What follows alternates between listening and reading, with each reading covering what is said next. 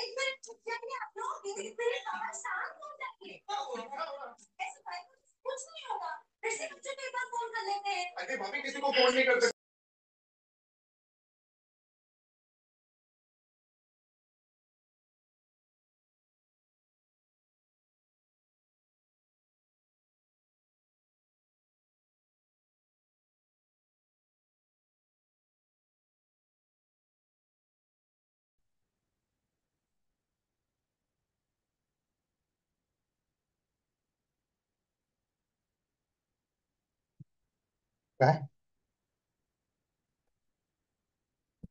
खूपच काय?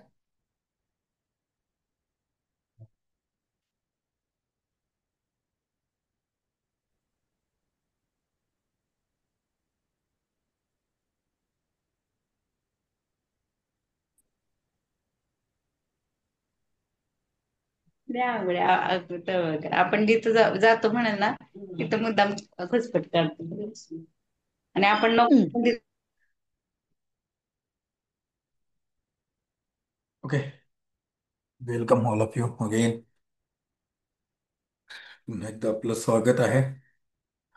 आपण परसेप्शन थर्ड चॅप्टर बघतोय, cognitive understanding of cognitive psychology, PSY 501 मधलं.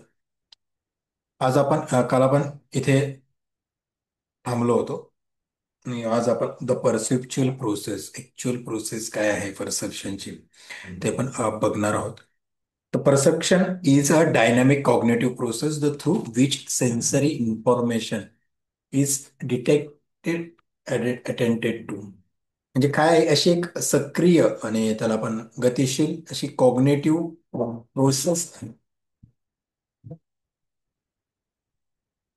बॅकग्राऊंड नॉईज होतोय का काही?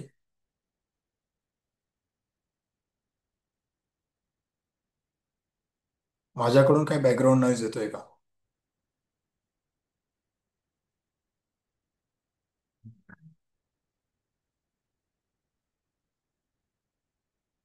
Okay, thank you. ही अशी एक प्रक्रिया आहे की जे सेन्सेस जे आहेत, जे आपले सेन्सेस आहेत, 5 सेन्सेस, त्यांना जे सेन्सेशन होतं, त्यांना ते सेन्स जाणवतात. म्हणजे जे त्यांना जे स्टिम्युलसद्वारे त्यांना जी माहिती जी मिळते, ती मिळालेल्या माहितीचं निदान, त्याचं निदान म्हणजे त्याचं डायग्नोसिस, ते नेमकं काय आहे, कसं आहे, त्याचं चूज करणं, ते निवडणं आणि त्याचं ऑर्गनायझेशन करणं, त्याचं आणि ते ओळखणं आणि त्याच्यातून त्याचं अर्थनिर्मिती म्हणजे त्याला आपण काय म्हणतो, त्याचं मिनिंग त्याला देणं. हे संपूर्ण काम आपल्याला ह्या आपल्या सभोवतालचं जे आहे, जे वातावरण आहे, जे चित्र आहे, आजूबाजूचे चित्र जे किंवा मेसेजेस सेन्सेसद्वारे, 5 सेन्सेसद्वारे जे पोहोचवले जातात, त्याला अर्थ देण्याचं काम या परसेप्च्युअल प्रोसेसमध्ये आपल्याला आपण करताना आपल्याला दिसतो. त्याचे जे त्यांनी पाहिले की आपल्याला sensation, attention, perceptual organisation, recognition, interpretation, हे जे आता 5 घटक किंवा 5 फॅक्टर, हे जे मी जे आहेत आपल्या समोर दिलेले, त्याच्याविषयी आपण या प्रोसेसमध्ये आपण बोलणार आहोत. ते परसेप्च्युअल प्रोसेसमध्ये या 5 यांच्या बेसवरती या प्रोसेस, परसेप्च्युअल प्रोसेस ही होत असते. पहिलं जे आहे sensation, the sensation the constitute the initial phase of the perceptual process. म्हणजे सेन्सेशन हे constitute the initial phase. Sensation म्हणजे परसेप्शनची फर्स्ट फेज आपण म्हणतो, कारण सेन्सेशन द्वारा जर काही मेसेजेस है ना जर मिळालेच नाहीत किंवा त्यांनी जर आपण जर समजा 5 सेन्स नाहीत, इमॅजिन करा की आपल्याला 5 सेन्स पैकी एक पण सेन्स आपल्याकडे नाही आहे, तर मग आपण नेमकं ग्राफ्स काय करणार आहोत, आपण परसिव्ह काय करणार आहोत. हा, ते इमॅजिन आपण नाही करू शकत, किंवा इमॅजिन केलं तरी आपल्याला माहिती आहे, जर ते नसतील तर आपल्याला काही कळणारच नाही. म्हणून सेन्सेशन जे आहेत, हे सेन्सेशन हे फर्स्ट फेज, इनिशियल फेज आहे हे परसेप्च्युअल प्रोसेसची, की जे आपल्याला विशेष जो सेन्स आहे, द पर्टिक्युलर सेन्स, मग तो कुठलाही असेल पाच पैकी एक, त्याच्याद्वारे जे रिसेप्टर्सद्वारे आपल्याला ते ओळखलं जातं, किंवा आपण ज्याला म्हणलो की नेमका स्टिम्युलस कुठला आहे, वस्तू कुठली आहे, व्यक्ती कोण आहे ना, ते नेमकं काय आहे, त्या स्टिम्युलसच्या म्हणजे सेन्ससच्या रिसेप्टरद्वारे आपण ओळखत असतो. याच्यातला ह्या सेन्सेशन मध्ये काही कोर घटक असतात, काही महत्वाचे, काही जे कोर प्रोसेस जो म्हटलंय त्यांनी. तर स्टिम्युलस डिटेक्शन म्हणजे नेमका तो स्टिम्युलस आहे काय, म्हणजे ती वस्तू नेमकी आहे काय, त्याचा शोध याच्या संपूर्ण याच्यामध्ये आपण स्टिम्युलस डिटेक्शन याच्यामध्ये सेन्सेशनच्या अंतर्गत आपण करत असतो.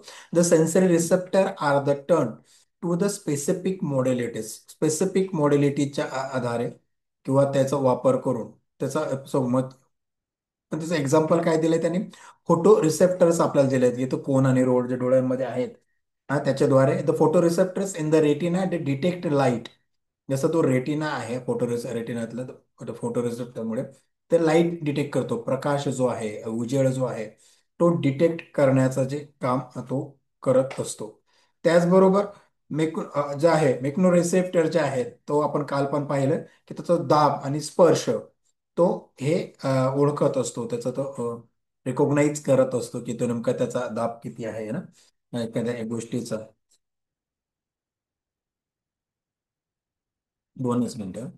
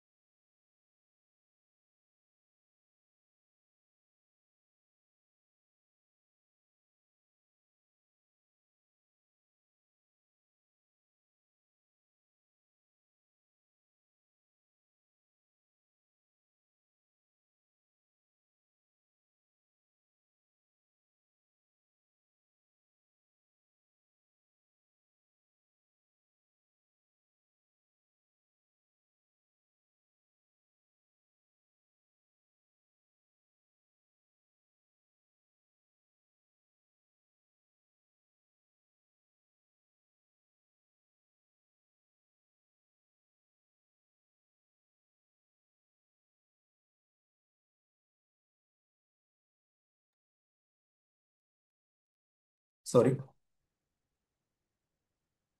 हे स्टिम्युलसचं डिटेक्शन आपण जसं रेटिनाच्या आहे, तर फोटो रिसेप्टर्स मोठ्या रेटिनामुळे आपण करत असतो, तसंच मेकनो रिसेप्टरच्या याच्यामुळे स्किनचं प्रेशर, व्हायब्रेशन्स आपण डिटेक्ट करतो. त्याचप्रमाणे auditory health cells in the कोंकलेन डिटेक्ट द साऊंड, साऊंडच्या वेव्ह ज्या आहेत, त्याच्या कंपन ज्या आहेत साऊंडचे, त्याचा जो स्पीड आहे, त्याचा डेसिबल्स किती डिसेबल्स आहे, ते ओळखण्याचं काम, डिटेक्ट करण्याचं काम हे सेल्स करत असतात.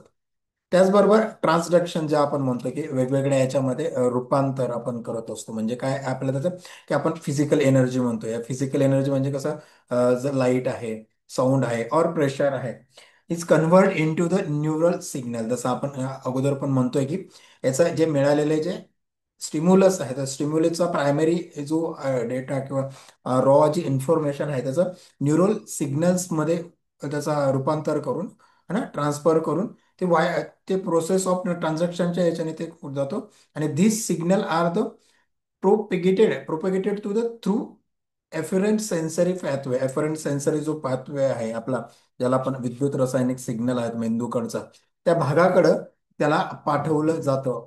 क- तर याचं उदाहरण जर आपण दिसतोय, आपण जर नीट जर पाहिलं याचं उदाहरण खाली, तर आपल्या डोळ्यासमोर जसं त्यांनी आपल्याला प्रकाशाचं म्हणजे लाइटिंगचंच आपण उदाहरण त्यांनी आपल्याला दिलंय, तर आपण फोटो रिसेप्टरचंच उदाहरण आपण बघतो आहोत.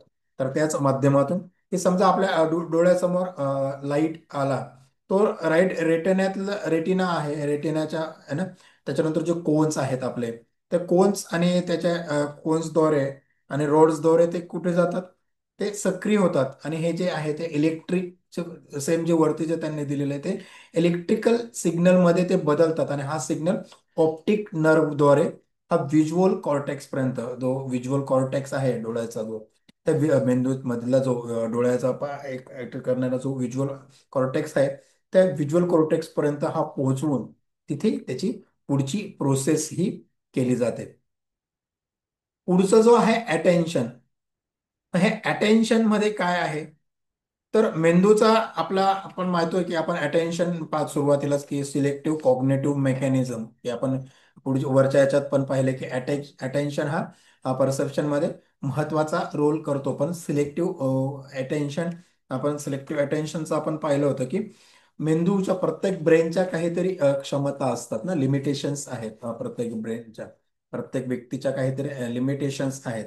त्या लिमिटेशनमुळे आपण एकाच वेळी सर्व इन्फॉर्मेशन एकाच वेळेस आपण कलेक्ट करू शकत नाही, किंवा त्याच्यावरती प्रोसेस करू म्हणजे बरी 5-6 जरी एकदम मेसेजेस मिळाल्यात तरी आपण त्याच्यावरती काहीतरी एकच गोष्टीवरती त्यावेळेस प्रिसेप्शनचा प्रोसेस होईल. बाकीच्या गोष्टी त्या जसं आपण म्हटलं की अटेन्शनमुळे त्या साईडला वे करतात. त्याच्यातल्यापैकी जी महत्वाची आहे तिथे सिलेक्टिव्ह अटेन्शन दिलं जातं आणि त्याच्याच विषयीचं परसेप्शन होतं. जरा फिल्टर असा शब्द जो की आपण बाकीचे फिल्टर करून 5 पैकी 4 फिल्टर होतात, एक महत्वाचं आहे ते पुढं पाठवलं जातं.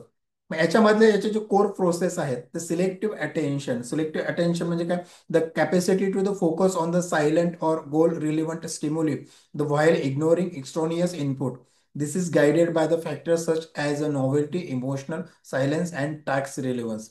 सिलेक्टिव्ह अटेन्शन आपण काल पण बघत होतो की सिलेक्टिव्ह अटेन्शन मध्ये जो गोल आहे, मेन गोल काय आहे, मेन फोकस आपल्याला कशाचा, आपला नेमका उद्देश काय आहे, तर आपण त्याच गोष्टीचा आपण तिथेच आपण लक्ष केंद्रित करतो आणि त्याच्याच निमित्त आपलं बाकीचं परसेप्शन आपलं होत असतो. जसं मी काल जे सांगितलं होतं की मेथीच्या भाजीचे उदाहरण दिलं होतं, की मला मेथीची भाजी आणायला सांगितली आणि आपण मार्केटला गेलो, तर आपण मेथीची भाजी घेतली तर बाकीच्या गोष्टींकडे, बाकीचे जे स्टिम्युलस असतात त्याच्याकडे आपण सिलेक्टिव्हली इग्नोरन्स करतो आणि मेथीच्या भाजीकडे आपण सिलेक्टिव्ह अटेन्शन देऊन त्याच्या विषयीचं आपलं परसेप्शन त्यावेळेस आपण करत असतो. हे उदाहरण आपण काल पाहिलं होतं.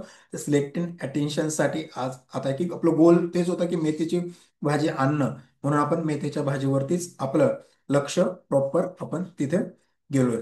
पुढचं जे आहे अटेन्शनल कॅपॅसिटी. अटेन्शनल कॅपॅसिटी म्हणजे काय, आपलं जे लक्ष देण्याची जी क्षमता आहे, cognitive resources are the finite there for the stimuli. The simultaneous processing of a multiple stimuli is limited, the necessitating the prioritization of the certain inputs over others. म्हणजे आपण एकाच वेळी मेंदूमध्ये आपण म्हणतो की जे लिमिटेशन्स आहे मेंदूचं, तर आपण माहितीवर लक्ष केंद्र करू शकतो एकाच वेळी. जरी मल्टिपल आपल्याकडे मेसेजेस असतात, मल्टिपल स्टिम्युलस जरी असलं तरी आपण एका वेळेस एकाच गोष्टीवरती लक्ष देण्याची किंवा एकाच परसेप्शन एकाच वेळेस करण्याची आपल्या मेंदूची एक लिमिटेशन आहे. त्या गोष्टीमुळे आपण करू शकतो. याचं उदाहरण जर घ्यायचं ठरलं तर आपण पाहतो की गर्दी, आपण मागच्या वेळेस एका विद्यार्थ्याचं उदाहरण घेतलं होतं की तो उद्या त्याची एक्झाम आहे आणि गोंगाटाच्या ठिकाणी तो पुस्तक वाचतोय, पण एवढ्या गोंगाटाच्या ह्याच्यात त्याला आजूबाजूचा आवाज तो काय करतोय, त्याच्याकडे दुर्लक्ष करतो आणि रिडिंग वरती तो फोकस करतोय. मग त्याच वेळेस त्याचा ब्रेन काय करतो, त्याच्या आसपासचे जे आवाज आहेत त्याला दुर्लक्ष करतात आणि तो जे वाचतोय, जे रिडिंगसाठी जे पेज तो पाहतोय त्याच्यावरती अटेन्शन करून त्याच्याविषयीचं परसेप्शन परसिव्हनेस करण्याचं काम, परसिव्ह करण्याचं काम, त्याच्याविषयी ते नॉलेज, ती माहिती परसिव्ह करण्याचं काम ब्रेन त्यावेळेस करतोय. पुढचं आहे परसेप्च्युअल ऑर्गनायझेशन. आपण काल पण हे केलं होतं. आता परसेप्च्युअल ऑर्गनायझेशन म्हणजे काय आहे, तर आपण काल पण ऑर्गनायझेशन बद्दल कालही आपण चर्चा आपण केली होती की रॉ सेन्सेशन जे आहेत, रॉ इन्फॉर्मेशन जी आहे जी ब्रेनकडे आपण जी पोहोचवतो, ती आपण जशीच्या तशी आपल्या जे सेन्सेस आहेत जशी तशी आपण नाही पोहोचवत, त्याच्यावरती व्यवस्थित प्रोसेस करून ती चांगल्या पद्धतीने त्याच्यावरती काय म्हणतो आपण त्याला स्ट्रक्चर रूपाने आपण त्याला ब्रेनकडे पाठवत असतो, म्हणून ती ऑर्गनाइज पद्धतीने ती ब्रेनकडे पाठवली जाते. मग याच्यामध्ये काही याच्यात पण कोर प्रोसेस जसं आपण म्हटलं की ग्रुपिंग आहे. ते ग्रुपिंग अकॉर्डिंग टू गेस्टॉल प्रिन्सिपलचं आपण म्हटलंय की गेस्टॉल प्रिन्सिपल प्रॉपर गेस्टॉलची थेरी आपण पुढे बघणार आहोत रिसेप्शनच्या थेरीमध्ये, की गेस्टॉलची थेरी काय आहे ती आपण पुढे बघणार आहोत. पण ह्या याच्यामध्ये ग्रुपिंगच्या याच्यामध्ये प्रॉक्झिमिलिटी जे आहे म्हणजे जवळीक, जर दोन गोष्ट जवळ असतील तर त्याचा परिणाम हा परसेप्शनवरती आपल्याला होत असतो. तो कसा होणार आहे तो आपण गेस्ट्रोच्या थेरीमध्ये आपण प्रॉपर बघणार आहोत. प्रॉक्झिमिटीचा, सिमिलॅरिटीचा, जर समान दोन गोष्टींमध्ये समानता असेल, त्या सिमिलर असतील तर त्याचाही परसेप्शनवरती कसा परिणाम होत असतो, किंवा आपण मग परसेप्शनमध्ये त्याचा नेमका या गोष्टींचा प्रॉक्झिमिटी असेल, सिमिलरिटी असेल, कंटिन्युटी असेल, याचा काय तिथे इम्पॅक्ट होतो ते आपण तिथे बघणार आहोत. त्याचबरोबर अपूर्ण आकृती, पूर्ण म्हणजे क्लोजर जे असतात ना, क्लोजर आकृती आपण ज्या आहेत त्या आपण पूर्ण याच्या रूपामध्ये कसं अपूर्ण आकृती किंवा अपूर्ण गोष्ट आपण पूर्ण याच्यामध्ये पाहू शकतो, त्याचंही आपण त्या गेस्टॉल प्रिन्सिपलच्या थेरीमध्ये पुढे अप्लाय झाले, की इथून आपण हा पॉइंट संपला की आपल्या थेरीज चालू होणार आहेत. त्याच्यात आपण गेस्टॉलची थेरी आपण तिथे बघणार आहोत. त्याचबरोबर आकृती आणि जे पृष्ठ, जसा फिगर ग्राउंड डिफरेन्शिएशन जे खाली दिले, the perceptual field the parse into the focal objects, the figure ground images आहे, गोष्ट फिगर ग्राउंडच्या वेगवेगळ्या ऑब्जेक्ट्स असतील तर त्याचं आपल्याला जे रिकॉग्निशन होतं ते कसं वेगळ्या पद्धतीने स्पॅटियल असं नेव्हिगेशन कसं होतं, ते पण आपण त्याच्यात थेरीमध्ये आपण बघणार आहोत. हे जस्ट आपल्याला माहिती असावं म्हणून ते जस्ट त्यांनी दिलं. पण हे कोर प्रोसेस कशा आहेत या परसेप्च्युअल ऑर्गनायझेशनचा, ऑर्गनाईज या सगळ्या गोष्टी ऑर्गनाईज केलेल्या असतात. पुढचं जे आहे ते रिकॉग्निशन. रिकॉग्निशन म्हणजे काय, ओळखणं, त्याला आपण ओळख म्हणतो ना.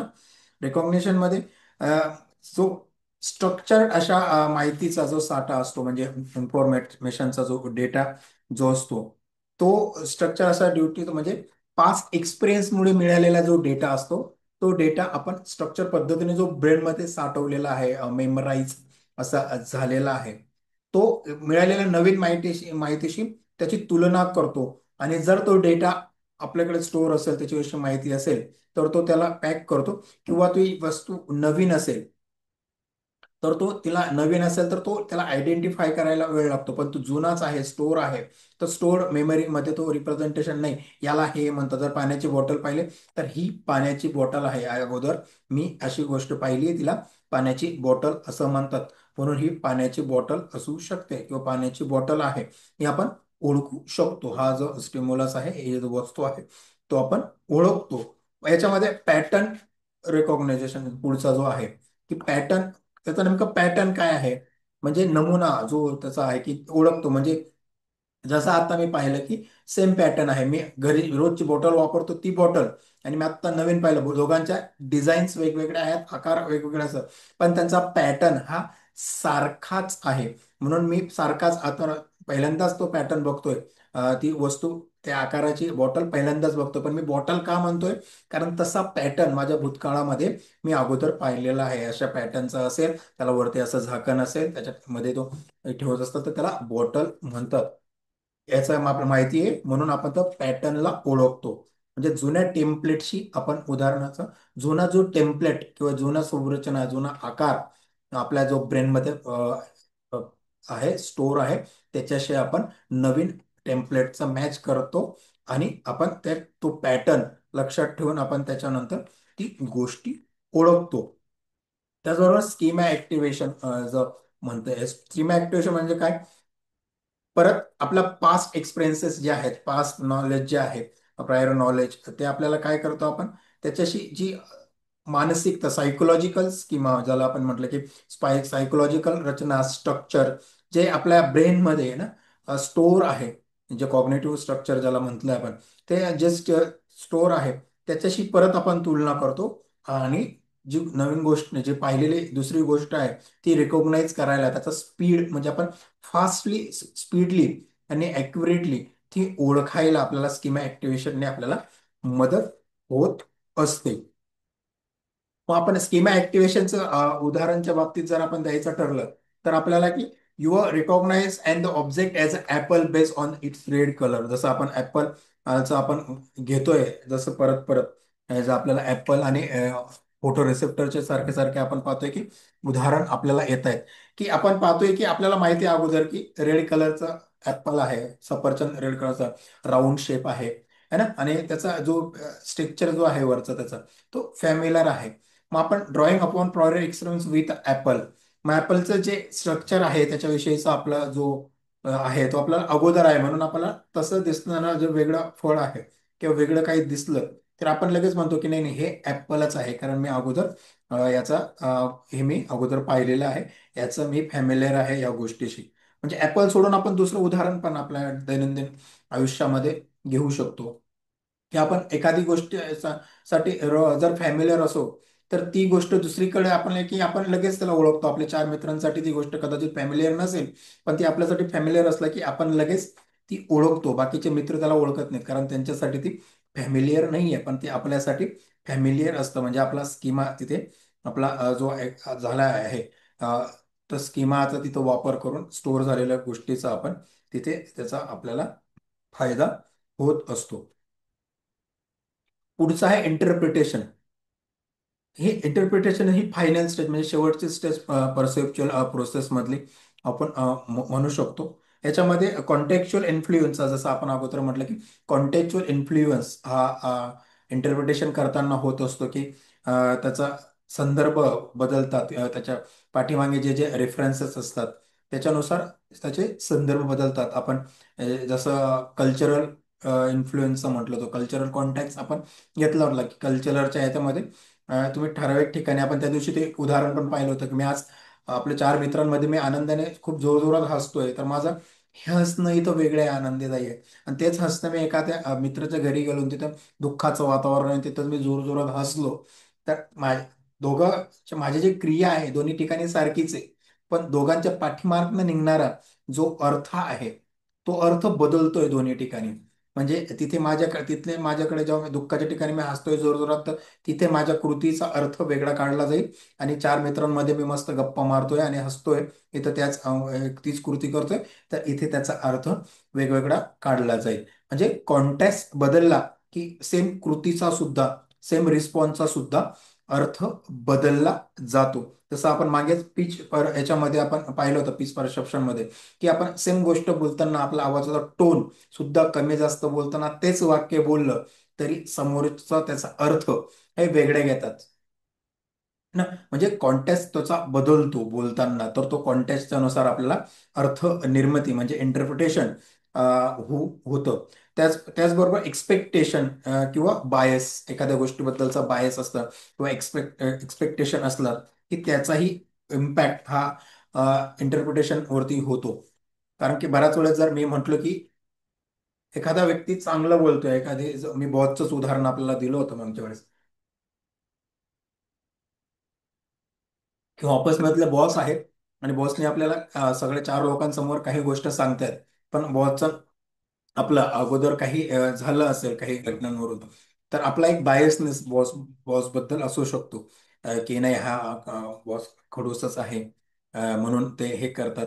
म्हणून त्यांनी चार लोकांना जरी हे केलं तरी आपण बऱ्याच वेळेस म्हणतो की नाही नाही, त्यांना त्याला बोलायचं नव्हतं, ते मलाच बोलायचं होतं. त्यांनी पॉझिटिव्हली मोटिवेटेड जरी गोष्ट सांगितला तरी त्याचा आपण अर्थ वेगळा घेतो, कारण की आपला पूर्वग्रह त्यांच्याबद्दल, त्या व्यक्तीबद्दल हा वेगळा चुकीचा झालेला असतो, वेगळा झालेला असतो. पूर्वग्रह दूषित आपण असल्यामुळे त्याचा इम्पॅक्ट त्याने दिलेल्या मेसेजवरती आपला वेगळा अर्थ आपण लावू शकतो. त्याचबरोबर एक्सपेक्टेशनचं पण आहे.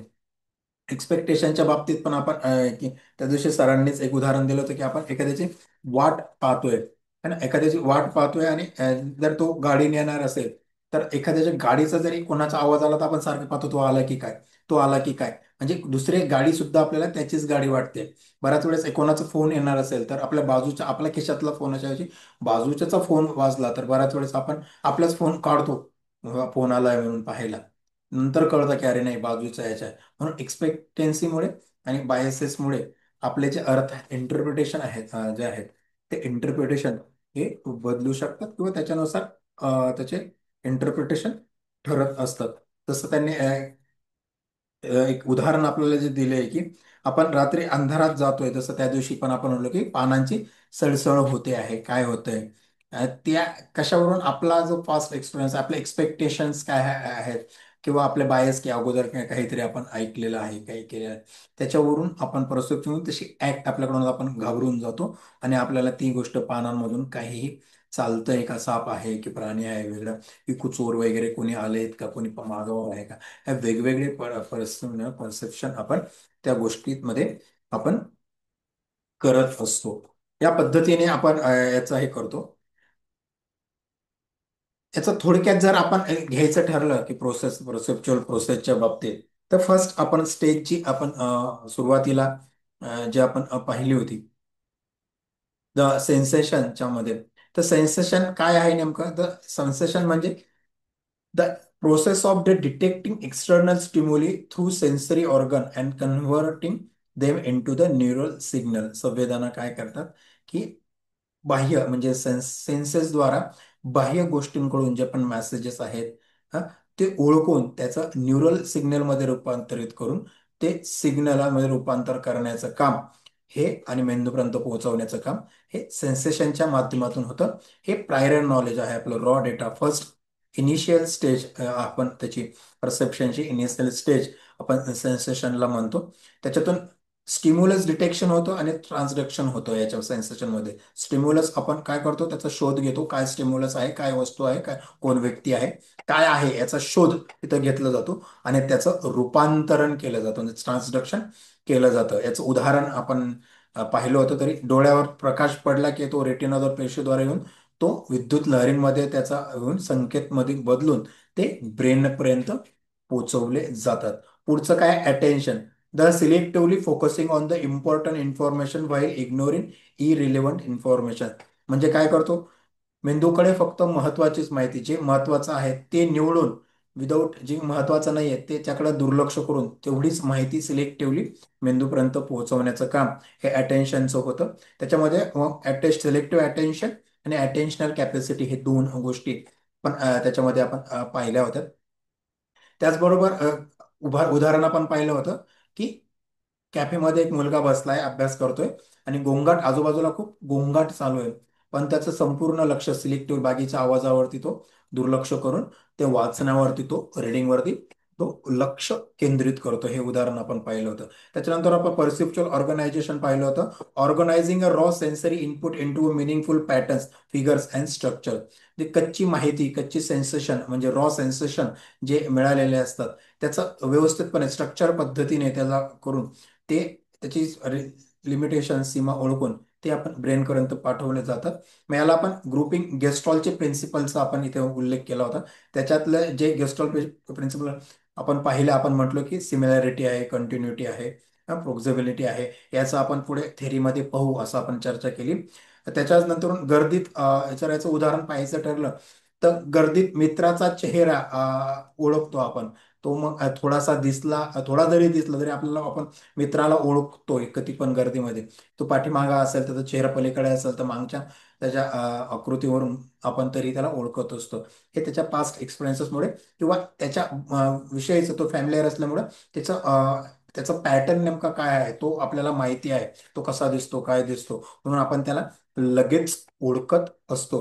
आणि रेकॉग्निशन पुढच्या ह्याच्यामध्ये की आपल्या ज्या साठवलेल्या ज्या आठवणी असतात, ज्या मेमराईज केलेल्या ज्या मेमरीज आहेत की ज्या साठवल्या, स्टोअर केलेल्या मेमरीज आहेत, त्याच्याशी तुलना करून आपण वस्तूंची किंवा आपल्या जे काय म्हणतो त्याला, स्टिम्युलस असतात, त्यांची ओळख करून आपण तो पटवतो. याच्यातून मग पॅटर्न रेकॉग्निशन आपण पाहिलं होतं की कशा एका पॅटर्नवरून आपण पॅटर्न ओळखून त्या पद्धतीच्या नवीन पॅटर्न्सला आपण सेम तसंच आहे हे ओळखू शकतो. आणि आपण स्कीमा ऍक्टिव्हेशन सांगितलं होतं.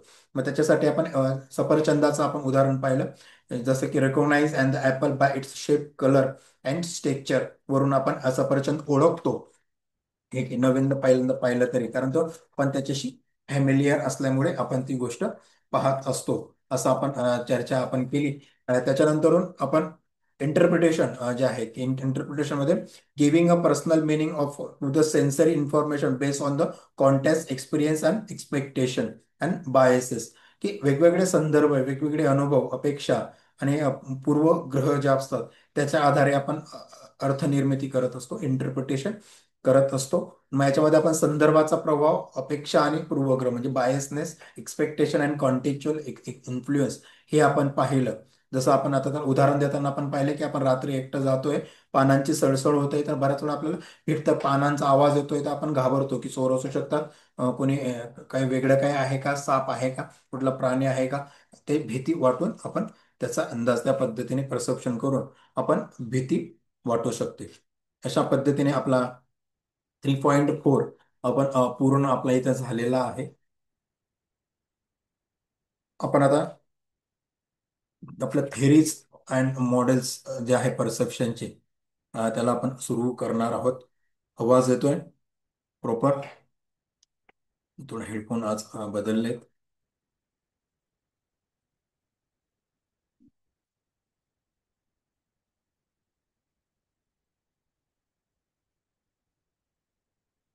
Okay, thank you Devendra sir.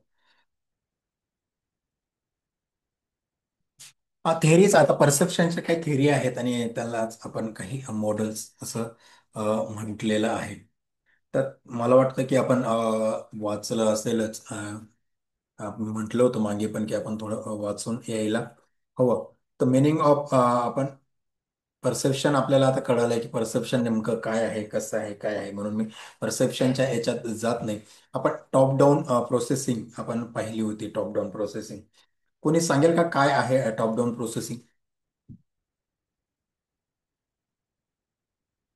Top down processing आपलं वरती झालंय, बॉटम अप प्रोसेसिंग आणि टॉप डाऊन प्रोसेसिंग वरती. त्याचा आता आपण डिटेल थिअरी पाहणार आहोत त्याची. हा, येस सर. आपल्या मेंदूकडून म्हणजे ब्रेन टू सेन्सरी ऑर्गन्स हा जो फ्लो होतो याला आपण टॉप डाऊन प्रोसेसिंग असं म्हणतो. ओके, बरोबर. त्याला अजून सोप्या भाषेत आपण पाहिलं होतं काय काय, मग त्याच्यात काहीतरी गोष्टी होत्या.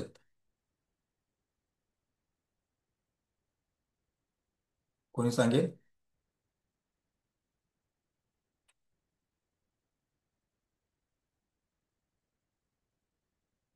आपण परत परत बोलतोय त्या गोष्टी. हा, श्रीराम सर.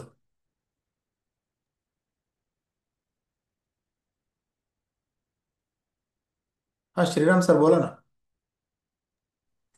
हा, टॉपडाऊन प्रोसेसमध्ये आपण जे आपले सेन्सेशननी जे स्टिम्युली स्टिम्युली आपल्याला प्राप्त होते त्यामध्ये आपण बऱ्याच चेंजेस करू शकतो. म्हणजे जर सपोज काही स्टिम्युली अपूर्ण असेल, म्हणजे एखादी आकृती आपल्याला जर पूर्ण दिसली नाही तरी सुद्धा ती आपण अ, पूर्वानुभवावरनं तिला पूर्णत्वाने रेकग्नाइज करतो.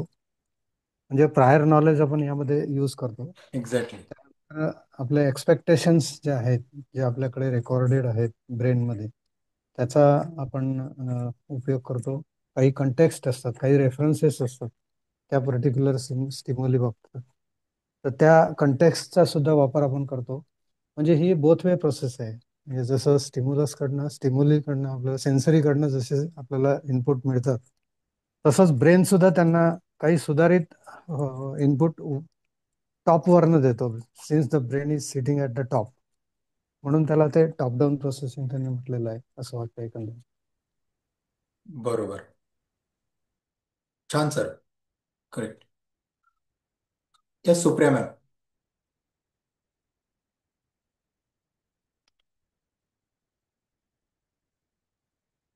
सर, जर आपण रस्त्याने चाललोय सपोज आणि आपण आपल्या विचारात असू किंवा बोलत चाललोय, गप्पा मारत चाललोय, तरी पण आपल्याला जर ॲम्ब्युलन्सचा आवाज आला तर आपण किती विचारात असलो तरी आपण ड्रायव्हिंग करताना गाडी थोडीशी साईडला घेतो. हे ॲटोमॅटिकली होतं, म्हणजे आपल्याला माहीत असतं की ॲम्ब्युलन्सला जागा दिली पाहिजे आपल्या ब्रेनला. तर हे आपल्या नकळतही आपण करतो, याला म्हणू शकतो का आपण? एक्झॅक्टली मॅम, करेक्ट एक्झाम्पल आहे top down processing. Good. Good madam. Thank you sir. Yes. अजून कोणीतरी हात वर केला होता आणि काळजी मॅडम बहुतेक.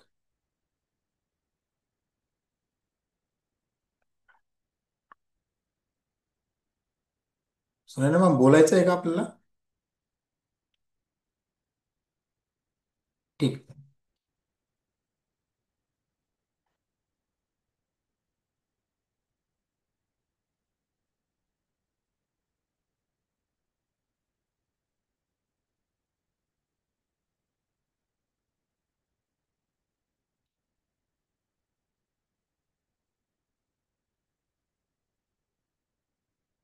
ठीक. मुळात meaning of top down processing मी मी त्याच्याबद्दल विचारत होतो की काय आहे नेमकं टॉप डाऊन प्रोसेसिंग मध्ये. जसं श्रीराम सरांनी आपल्याला सांगितलं की perception influence by a prior knowledge. इथे आता समोर पण आपण दिसलंय की concept of top down processing मध्ये prior knowledge, expectation and contact, cognitive factor guide to interpretation.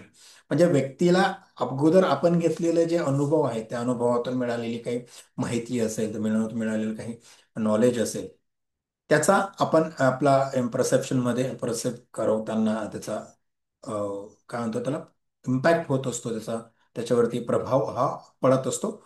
त्याचबरोबर अपेक्षा ज्या आहे आपण जे पाहतो ते एक्सपेक्टेशन जे आहेत व्यक्तीच्या, त्या अपेक्षांचाही आपण परत असतो. कॉन्टेक्च्युअल जो आहे कॉन्टॅक्टचा आपण त्याच्यावर इम्पॅक्ट पडतो. आणि ह्या सगळ्या गोष्टींना पण prior knowledge, expectation, contact, schemas and mental जे फ्रेमवर्क आहे यांच्या सगळ्यांचा एकत्रित हे करणं म्हणजेच त्याला आपण टॉप डाऊन प्रोसेसिंग असं म्हणतो. तर ह्या टॉप डाऊन प्रोसेसिंग मधला जो पहिला प्रायर नॉलेजचा आपल्या अगोदर पण आपली चर्चा झाली की अगोदर जे आपलं आधीपासून जे आपल्याला माहिती असतं, माहीत असलेले जे नॉलेज आहे त्याच्या मदतीने आपण नवीन थिंगचं, नवीन मेसेजचं इंटरप्रिटेशन आपण करत असतो. मग काय मग कसं करतो?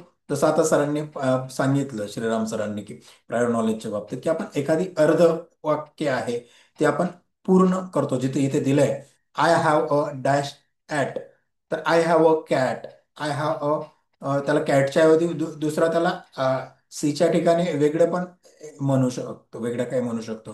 किंवा लहान लहान पोरं खेड्यामध्ये खेळण्यामध्ये त्यांना निर्जीव वस्तूला सुद्धा स्वतःला म्हणतात मी बॅट आहे, अशा पद्धतीने पण ते बोलू शकतात. पण हे कशामुळे ते पूर्ण वाक्य करू शकतात की त्यांना त्या गोष्टीचं, त्यांना बॅट, कॅट ह्या गोष्टी त्यांना फॅमिलियर आहेत, हे वाक्य त्यांना फॅमिलियर आहेत, ते रोज पाहतात. आणि कॅट, मांजर रोज पाहतायत, बॅट रोज पाहतायत, त्याच्याशी खेळतायत. तर या आधीच्या ज्ञानामुळे, नॉलेजमुळे ते वाक्य ते पूर्ण करू शकतात. म्हणजे प्रायर नॉलेजचा नवीन इंटरप्रिटेशन ते करू शकतात. The this pre existing knowledge act as the framework the through which the interpret sensory data. म्हणून बऱ्याच वेळेस पण वाचन करताना किंवा एखादी गोष्ट मिस झाली, जसं आपण मेसेज घेतला आता व्हॉट्सअप मेसेजला पण बऱ्याच वेळेस ड्युएल लँग्वेजनी बोलत असतो, बायलिंग्वेल लँग्वेज, कधी इंग्लिश मराठी मिक्स करून, इंग्लिश हिंदी मिक्स करून आपलं चालू असतं. त्याचा एखादी सेंटेन्स उलटा पालटा येतो, त्या तरी वेळेस त्यावर आपण समजून घेतो. का तर आपल्याला त्या शब्दाचं अगोदर नॉलेज आहे, तो आपल्याला वाचण्यात आलेला आहे आणि त्याचा अगोदर आपण आहे म्हणून आपण तो समजून घेतो. पुढचं एक्सपेक्टेशन, की व्यक्तीच्या ज्या वेगवेगळ्या एक्सपेक्टेशन आहेत त्या आपण त्या एक्सपेक्टेशन ह्या अगोदर आपण तयार केलेले असतात. ती घटना घडायच्या अगोदरच किंवा त्या स्टिम्युलस यायच्या अगोदरच आपल्या एक्सपेक्टेशन ह्या आपण अगोदरच तयार केलेल्या असतात. म्हणून आपल्याला असं वाटतं की घडणारी घटना, येणारी वस्तू ही तशीच असावी, असा आपला आपली अपेक्षा असते की ती तसंच असावं किंवा तो वन पॉझिटिव्हच व्हावं. म्हणून जसं आता उदाहरण त्यांनी जे दिलेले आपण खाली पाहतोय की आपण फोनची वाट पाहत असलात तर इतर आवाजही बऱ्याच वेळेस आपल्याला फोनसारखा वाटू लागतो. कारण आपण फोनची रिंग हे आपल्या की फोन आला तर त्याची रिंग कशी वागते हे आपल्याला माहिती आहे. म्हणून आपण एक्सपेक्ट केलेलं आहे अगोदर, अपेक्षा रिंग येणार, फोन येणार आहे एखाद्याचा आणि तो असा वाजणार आहे, म्हणून दुसरा काही वाजलं तरी आपल्याला तेच वाजल्यासारखं वाटतं. बऱ्याच वेळेस आपण लहानपणी जर आपण पाहतो, जर आपण लहान असतानाच मला वाटतं की आई वडील बाजाराला कोणी गेलेले असतील आणि ते बाजारातून येणार असतील, तो कोणी जरी लांबून आलं तर आपल्याला असं वाटतं की नाही वडीलच आले आहेत आपले आणि काहीतरी आपल्याला ते घेऊन आले आहेत.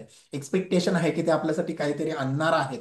म्हणून येणारी व्यक्ती आपल्याला त्यांच्यासारखीच प्रतीत होणं, जवळ आल्यावर कळतं की अरे नाही हे वेगळे आहेत.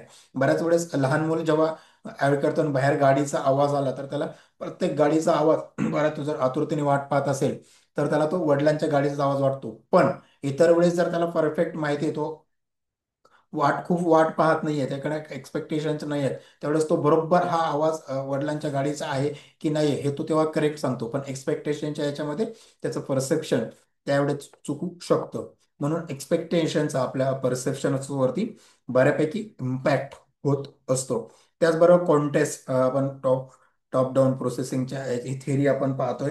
त्या कॉन्टेक्स्टचा आपल्याला उपयोग होतो. म्हणजे परिस्थिती बदलली की त्याचा अर्थ बदलतो. जे आता मी हसण्याचं जे उदाहरण दिलं होतं, ते उदाहरण ह्याच गोष्टीने आपण दिलं होतं, की जसं आपल्याला त्या वस्तू तिथं बदलली, त्याचे वाक्य बदलले, परिस्थिती बदलली, की त्याच्या पाठीमागचा निघणारा जो अर्थ आहे है ना, त्याच्या मान लावला जाणारा तो अर्थ आहे, ते मिनिंग आहे, ते बदलतं. म्हणून आपण बऱ्याच वेळा अंधाऱ्या खोलीत असताना सावलीला आपण बऱ्याच वेळेस माणूस समजतो. पण तीच वस्तू उजेडात घेतली की आपल्याला कळतं की अरे नाही, ती फक्त वस्तू आहे, ती त्याची ती सावली असल्यामुळे आपल्याला तो तसं माणूस वगैरे आपल्याला दिसलं होतं. जे स्कीमाज आपण म्हटलो की मेंटल फ्रेमवर्क्स आपण जे तयार करतो. Mental frameworks based on the experiences that help organise perception. आपल्या ज्या पूर्व अनुभव जे असतात, प्रायर नॉलेज जे असतात, त्याच्यावरून आपण आपल्याला एक काही सायकोलॉजिकल स्कीमाज आपण तयार केलेले जे असतात, की जे आपण नवीन माहिती समजण्यासाठी त्याचा आपल्याला हेल्प किंवा मदत होत असतं. मग आपल्याला माहिती की आपण जे इथं उदाहरण आपण पाहतोय की एखादी आपण रेस्टॉरंट माहिती आहे, आपल्याला रेस्टॉरंट काय असतं, आपल्याला त्याचा रेस्टॉरंट विषयीचा स्कीमा आपल्या डोक्यामध्ये ब्रेनमध्ये फिक्स आहे. म्हणून रेस्टॉरंटमध्ये काय असतं हे आपल्याला माहिती आहे. म्हणून आपल्याला नवीन रेस्टॉरंटमध्ये गेल्यावरती आपल्याला कळतं की मध्ये काय आहे. म्हणून आपण तिथे तेच तसंच वागतो. त्याचं वातावरण कसं असावं, तिथे काय मिळतं, आपण त्याच गोष्टी मागवतो. कारण की अगोदरच्या रेस्टॉरंट मधला जो अनुभव आहे त्याच्यातून तो आपला एक मानसिक आराखडा, ज्याला आपण सायकोलॉजिकल स्कीमा म्हणतो, तो आपला तयार झालेला आहे. त्याचमुळे आपण त्याच पद्धतीने तिथे वागत असतो. हे आपण रेस्टॉरंटचं म्हटलं. आपण बाहेर पण एखाद्या ठिकाणी गेलो, चार मित्रांमध्ये गेलो, एखादी सोशल फंक्शनिंग असतात, आपले सोसायटीला काही प्रोग्राम असतात, तिथे आपण गेलो की तिथे नेमकं त्या प्रोग्राम्समध्ये काय होतं हे आपण अगोदरच्या तशाच एक दुसऱ्या प्रोग्राम्समध्ये गेल्यावर आपण ते अनुभवलेलं असतो. म्हणून तो स्कीमा आपला तयार झालेला असतो. म्हणून तिथे पण आपण तसंच बिहेव करतो आणि तिथे तसं घडेल तसंच आपण तयार होत असतो. किंवा त्या पद्धतीने आपल्याला माहिती त्या पद्धतीने आपल्याला मिळत असतं. पुढचं जे आहे, how top down processing work. मग ते कसं एक एक्सपेक्टेशन फॉर्मेशन होतं, जसं आपण म्हटलं की ते कसं करतं, की व्यक्तीच्या the brain form the expectation using the past experience and context. Brain काय करतो, the when encounter the new sensory input, our brain gathering the expectation based on the previous experiences. म्हणजे नवीन सेन्सरी इनपुट, जी पण नवीन माहिती याला मिळते आपल्या ब्रेनला, तर brain generate करतो, काय करतो, एक्सपेक्टेशन बेस्ड ऑन काय अपेक्षा करतो, की मला जे अगोदरचे काही जे नॉलेज आहे, जो अगोदरचा जो अनुभव आहे त्याला आणि त्या कॉन्टेक्स्ट मधला तो आहे का, ते करून त्या पद्धतीने त्याला माहिती लावण्याचा मी काम करत असतो. एखाद्याने मला एखादी आपण रस्त्यात उभा आहे आणि आपल्याला एखादी नवीन व्यक्ती येतो आणि तो आपल्याला पत्ता विचारतो. तर आपण तो पत्ता बऱ्याच वेळेस आपल्याला तो पत्ता माहिती नाहीये. पण मग त्याला काय विचारतो, की ठीक आहे, पण मग काय जवळपासचं ठिकाण काय आहे? तर तो सांगतो एखादं मंदिर आहे, एखादी शाळा आहे, है ना, एखादी काही चौक आहे. मग आपल्याला तो चौक साधा आपल्याकडे प्रिव्हियस एक्सपिरियन्स आहे की तिथे मंदिर आहे, अशा अशा ठिकाणी असं मंदिर आहे. मग त्याचं काय कसं दिसतं, काय दिसतं, त्याचा कॉन्टॅक्ट आपण पाहतो आणि त्याबद्दलचं एक्सपेक्टेशनने आपण ती माहिती त्याला पुरवण्याचा प्रयत्न करतो. आपण मग परसेप्शन काय करतो, की हा पत्ता तिथे असेल, तिथे आपल्याला जे मंदिर माहिती आहे, आपल्याला जी जागा माहिती आहे, तिथे ती असेल. म्हणजेच आपल्याकडे असलेल्या माहितीचा, आपल्याकडे नॉलेजचा आणि त्यांनी सांगितलेल्या जे वर्णन आहे त्याचा कॉन्टेक्टचा, त्याचा आपण एकत्रित करून आपण परसेप्शन त्या गोष्टीचं आपण घेत असतो. पुढचं जे आहे इन्फॉर्मेशन फिल्टरिंग.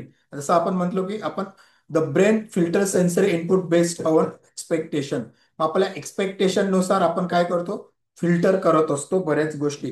मग ह्या फिल्टरेशन मध्ये अटेन्शनचा महत्वाचा रोल, जसं आपण वरती म्हटलं तर तो आहे. इथे आपण म्हटलो की वाक्यामध्ये अटेन्शन शब्द नसला तरी अटेन्शनचा आपल्या, कारण फिल्टरिंगसाठी अटेन्शनचा खूप महत्वाचा रोल दिसतो. The sensory data is the brain filter sensory input based on expectation. आपल्या अपेक्षानुसार आपण तो डेटा वगळतो, बाकीचा वगळतो आणि जे आपल्याला अपेक्षित आहे तेवढंच आपण घेत असतो. म्हणजे आपल्या इंटरेस्टनुसार आपलं अटेन्शन तिथे जातं आणि तेवढंच एक्सपेक्टेड नुसार आपण तिथेच तेवढंच प्रोसेस आपला ब्रेन त्या गोष्टींचं करत असतो. पुढचं आहे इंटरप्रिटेशन आणि इंटिग्रेशन. म्हणजे sensory data is match with memorize and schemas. जसं आपण वरती पाहतोय, तो सेन्सरी डेटा काय करतोय, तो मॅच करतोय कशाला, आपला जो जुने अनुभव आहेत, साठवलेले जे अनुभव आहेत, साठवलेली जी माहिती आहे त्याच्याबद्दल, आणि जे आपण जो आराखडा जो सायकोलॉजिकल स्कीमा तयार झालेला आहे त्याच्याबद्दल तो करून त्याच्याशी तुलना करून नवीन गोष्टींचा अर्थ तयार करण्याचा, अर्थ लावण्याचा प्रयत्न इथे आपला टॉप डाऊन प्रोसेसिंग त्या पद्धतीने वर्क करत असतो. त्याचबरोबर फीडबॅक अँड ऍडजस्टमेंट. तर फीडबॅक अँड ऍडजस्टमेंट मध्ये काय, perception is a corrected or updated as a new input arrives. जसं आपण अगोदर म्हटलं की मला सुरुवातीला वाटतंय की समोरून येणारी मी दुरून पाहतोय की एखादी वस्तू जी आहे ती मला माणूस दिसतंय, पण जवळ गेल्यावर कळतंय की अरे हा माणूस नाहीये, ही झाडाची सावली आहे किंवा या झाडावर टांगलेला कोट आहे त्याची सावली आहे. सुरुवातीला मला वाटलं होतं की काय आहे, माणूस आहे, पण ती माहिती चुकली, परसेप्शन तिचं चुकलं. म्हणून नवीन माहिती मिळालेल्या नंतर आपलं परसेप्शन मध्ये आपण सुधार करतो, त्याला करेक्ट करतो. यालाच आपण फीडबॅक अँड ऍडजस्टमेंट असं आपण म्हणतो. खाली काही एक्झाम्पल आहेत दिलेले, एक्झाम्पल टॉप डाऊन प्रोसेसिंगचे.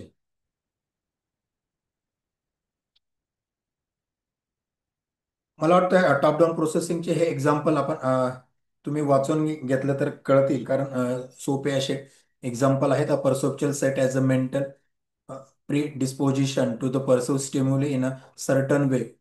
है ना, ह्या पद्धतीने खूप सोप्या याच्यामध्ये केलंय की त्या पद्धतीनेच ते आपण एक्झाम्पल वाचून घेतले की तुम्हाला कळतील एक्झाम्पल्स. आपण थोडं जाऊ. बॉटम ऑफ प्रोसेसिंग पण आपण पाहिली होती की काय आहे प्रॉपर बॉटम अप प्रोसेसिंग. कोणी सांगेल bottom up processing?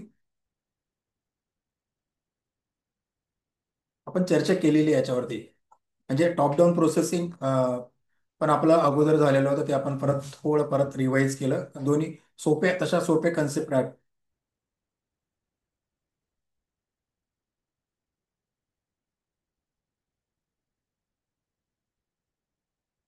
Yes Ranjit sir. Yes sir. आपण बॉटम अप प्रोसेसमध्ये आपली जी प्रोसेस असते ती it starts from our sensation data. म्हणून ही डेटा ड्रिव्हन प्रोसेस आहे की ज्याच्यामध्ये आपल्याला परसेप्शनची सुरुवात ही आपल्या सेन्सरी इनपुट्स पासून होती. म्हणजे बरोबर. आपला जो मगाशी जे मी म्हणालो ब्रेन टू सेन्सरी ऑर्गन, तसं बॉटम अप मध्ये सेन्सरी ऑर्गन टू ब्रेन असा इन्फॉर्मेशन फ्लो होतो. की से फॉर एक्झाम्पल सेन्सरी डेटामध्ये आपल्याला डोळ्यांनी काही रंग दिसतात किंवा आपल्या स्पर्श केल्यावर काही आकार दिसतात. कानाला काही वेगवेगळे आवाज ऐकू येतात. ह्या गोष्टींपासून आपण सेन्सरी डेटा कलेक्ट करायला सुरुवात करतो. ती ती कलेक्ट करायला सुरुवात केल्यानंतर आपल्याला मनात एक अपेक्षा असते की एक आपला हेतू असतो की जेव्हा हात लावतो तेव्हा तो हाताला जी वस्तू लागतीये ती गोल आहे, चौकोन आहे, काय आहे, ह्याचा एक साधारण आपला त्याच्याविषयी आपल्या मनात एक अपेक्षा गोल असतात. त्या गोल प्रमाणे आपण ते सेन्सेशनचा अनुभव घ्यायचा प्रयत्न करतो किंवा आपल्याला होतो इनफॅक्ट तो की असा जर त्या वस्तूला चारी बाजूने कडा असतील तर तो चौकोन आहे, गोल असेल तर तो गोल आहे.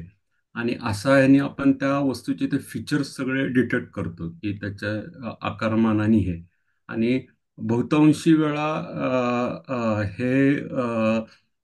ही प्रक्रिया हळूहळू होत असते. म्हणजे जेव्हा आपण बॉटम अपने जातो तेव्हा प्रत्येक वेळी आपण प्रत्येक सेन्सेसचा अनुभव घेतो आणि तो अनुभव घेतल्यामुळं आपण त्याच्यात जास्तीत जास्त अचूकता आणण्यासाठी अ, ती बॉटम अप प्रोसेस आपण कम्पॅरेटिव्हली स्लो करतो.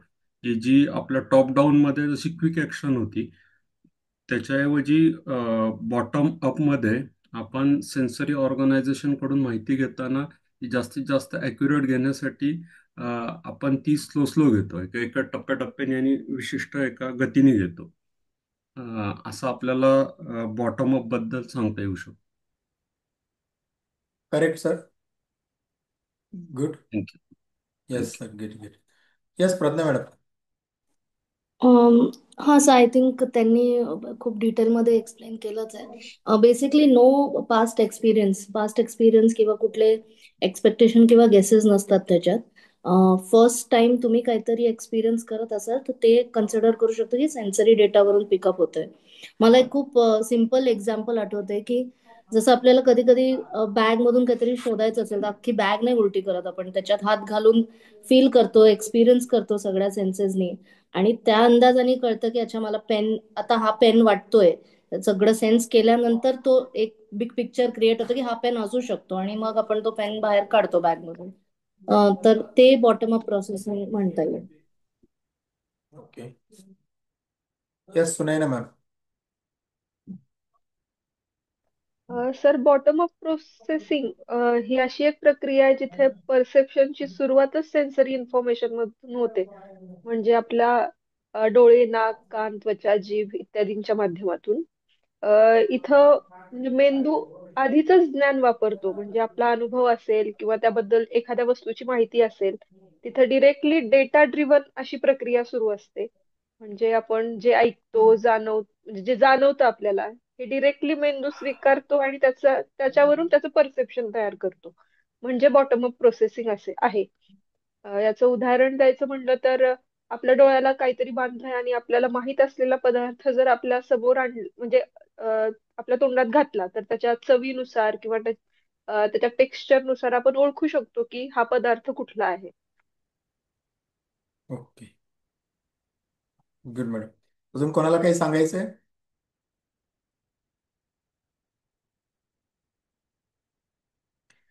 ठीक. बॉटम अप प्रोसेसिंग मध्ये जसं Ranjit sir, Pragya ma'am, Sunaina ma'am जसं ज्या पद्धतीने म्हटले की हा खरं तर रॉ डेटा वरती, जसं खाली आपण परत आमच्याकडे सारखं पाहिलं की raw sensory data features detection करतं. हायरारिकल प्रोसेसिंग याच्यात केलं जातं. Perception begins with raw sensory input is a data driven and does not depend on a prior knowledge or expectation. अगोदर हे याच्यात सगळ्यात महत्वाचं आहे की प्रायर नॉलेज किंवा एक्सपेक्टेशन वरती हे डिपेंडेंट नाही आहे, त्याच्यावरती आधारलेलं बॉटम अप प्रोसेसिंग नसतं. पूर्वीय ज्ञान किंवा व्यक्तीच्या अपेक्षा याच्या इथे बॉटम अप प्रोसेसिंग मध्ये इन्व्हॉल्वमेंट त्याची होत नाही.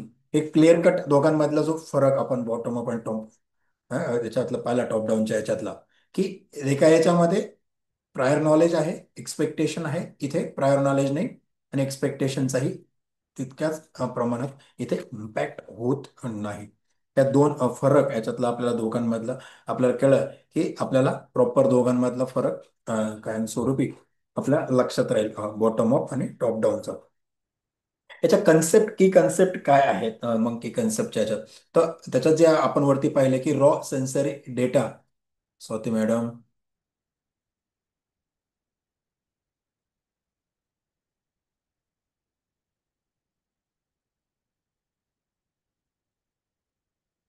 तर रॉ सेन्सरी डेटामध्ये begins with the detection of raw sensory स्टिम्युली.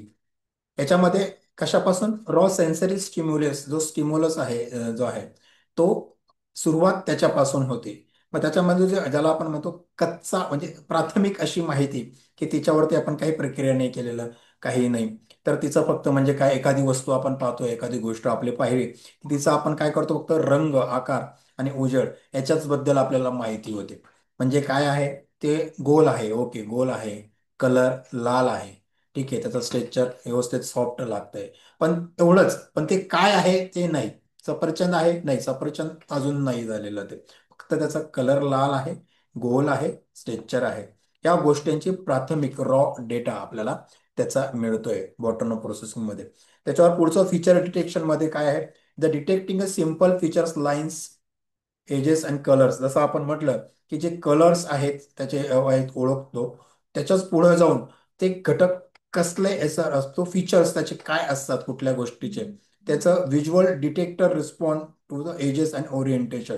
जे व्हिज्युअल डोळ्यातील जे न्यूरॉन्स असतात आपले, किंवा रेटिनाद्वारे आपण जे न्यूरॉनच्या माध्यमातून ज्या गोष्टी आपण पाहतो की ते आपण ओळखतो, की असा असा कलर हा कसला असू शकतो, आपण अगोदर याचा एखाद्या फळाचा असू शकतो, हा कळा असा जो असतो तो फळ असू शकतो, हे एखादी फळ असू शकतं. हायरार्किकल प्रोसेसिंग जे पुढचं म्हटलंय त्यांनी, the hierarchical processing basic features the combine to from the complex object.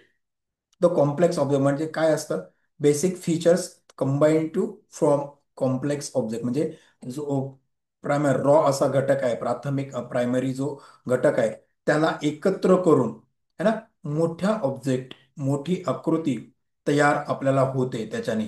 मग त्याच्याने काय, मग त्याच्यात टप्प्या टप्पा रेषा, आपण चेहरा असतो एखादी, अशा अशा रेषा पाहिल्यात, त्याच्यानंतर आकृती पाहिली, त्याच्यानंतर करतो अच्छा चेहरा, मग त्याच्यातून त्या वेगवेगळ्या रेषांतून एक चेहरा तयार होतो. पहिले फक्त प्रायमरी माहितीतून अशा रेषा, जसं आपण त्या दिवशी एचं जे उदाहरण घेतलं होतं की स्ट्रेट लाईन आणि स्लायलेंट लाईन आपण जे पाहिली आहे ना, स्लिपिंग लाईन आणि स्टँडिंग लाईन आपण पाहिली आणि त्याला थोडं त्याच्यात बदल केला की ए असा तयार होतो.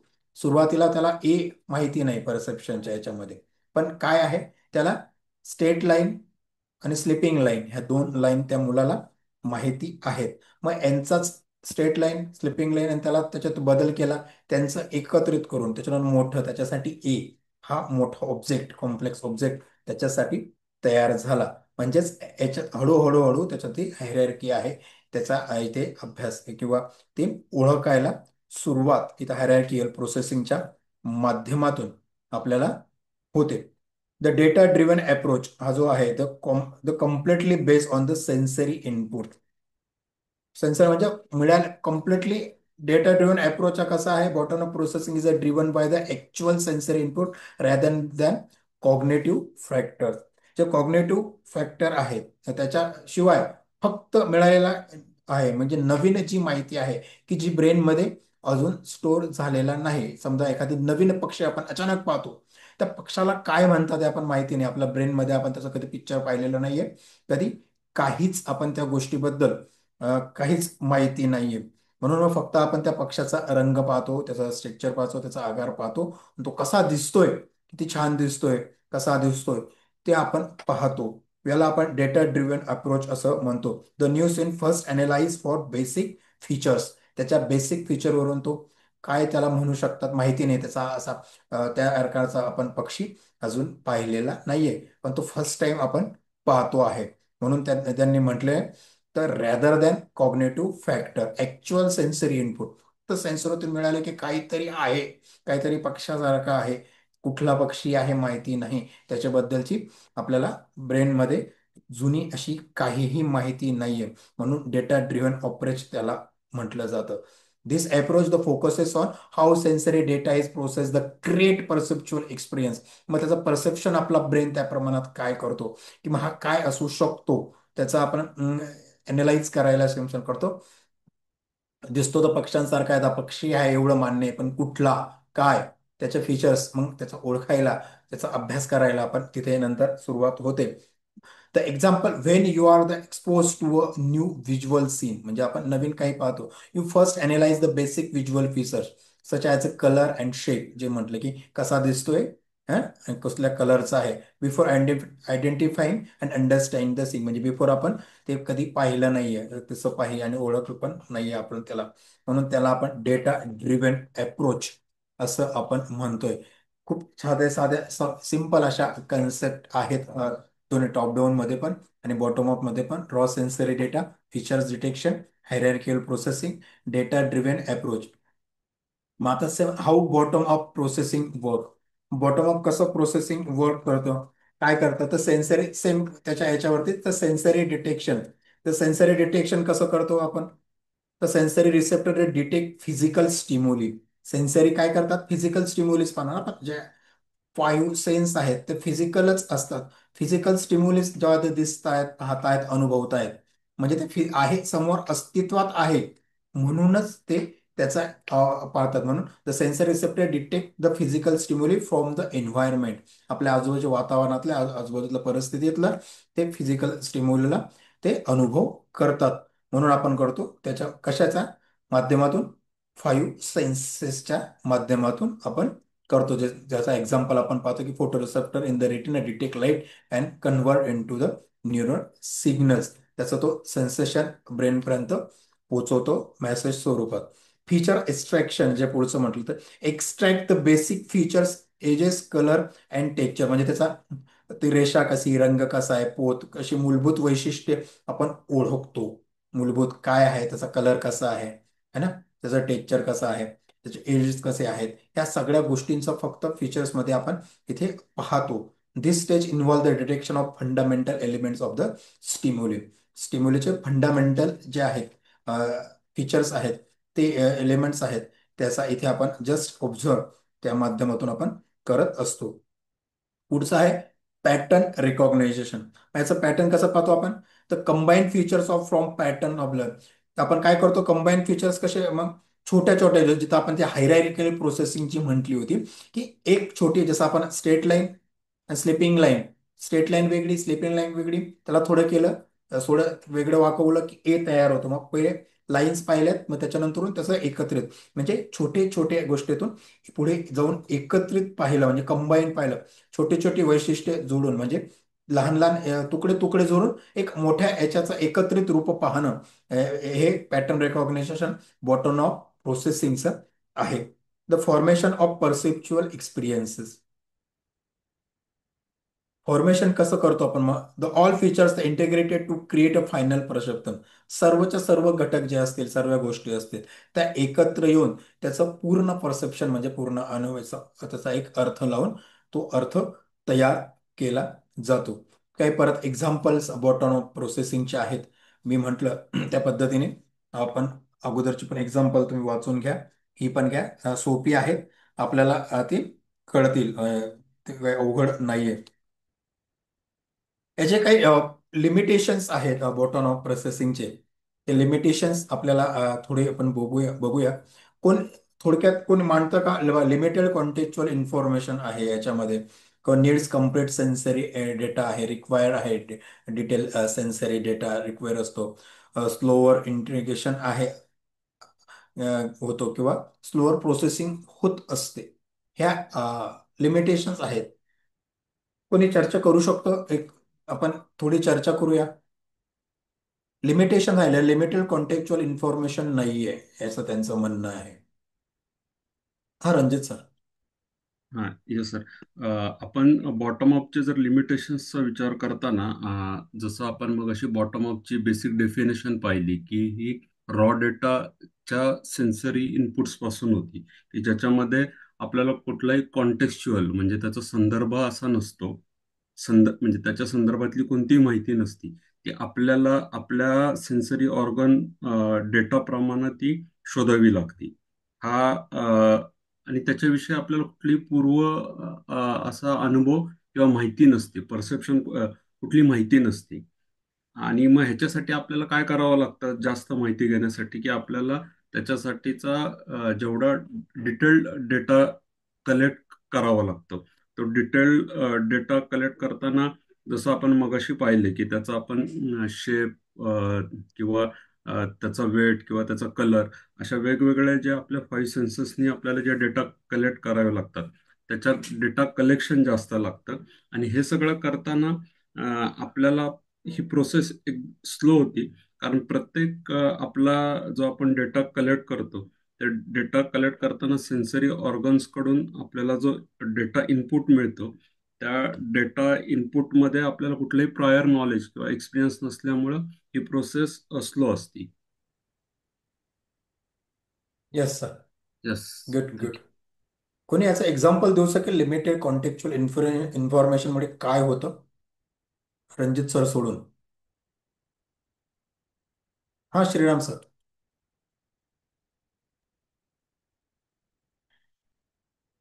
हा, श्रीराम सर.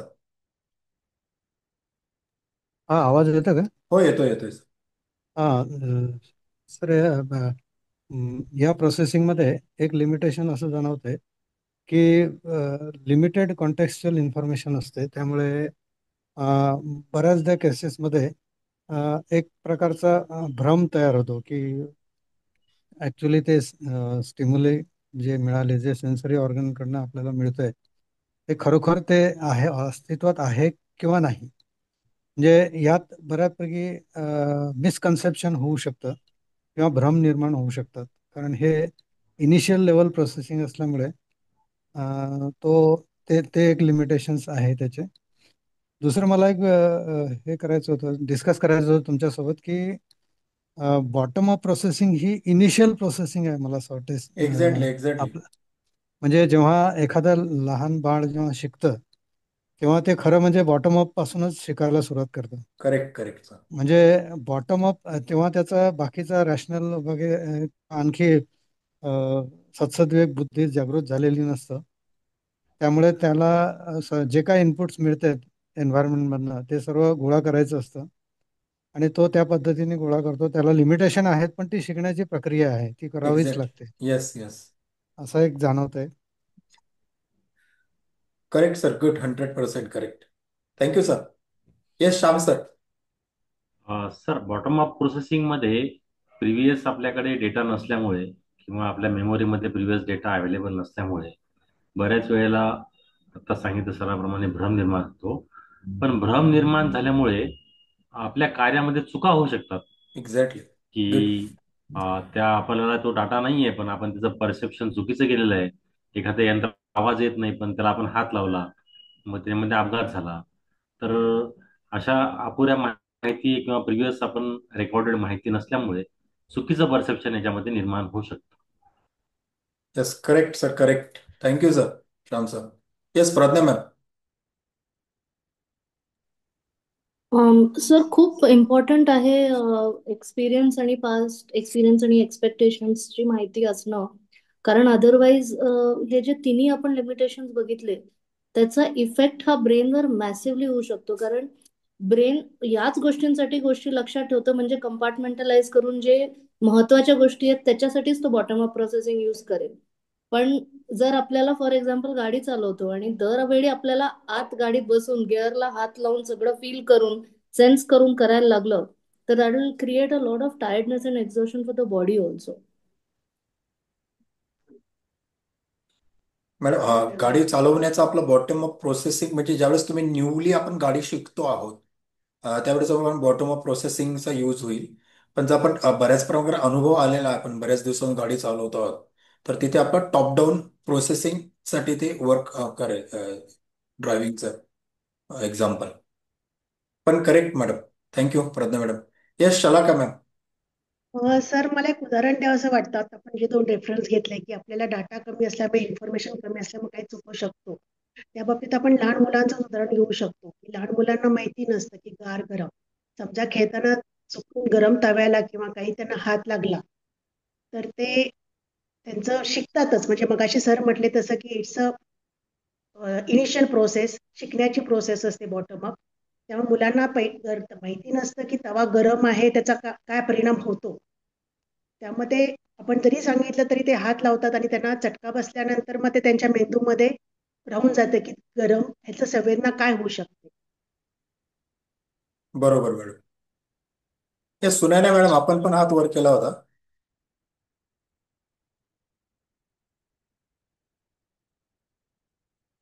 सुनयना मॅडम. हा madam. Sunaina madam. Hello.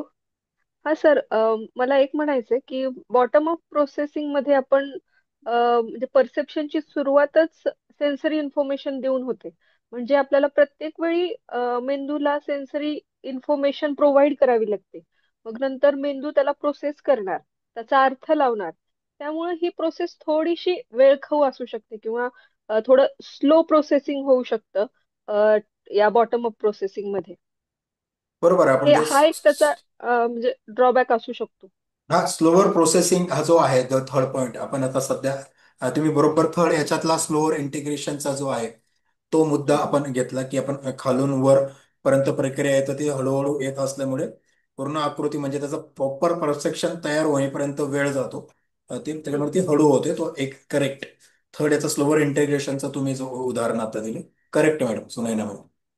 Yes, Aparna madam. अ, सर ह्याच्यामध्ये आपल्याला वेगवेगळ्या प्रदेशात राहणारी जी लोक असतात त्यांचं उदाहरण कदाचित जास्त योग्य ठरेल असं वाटतं मला.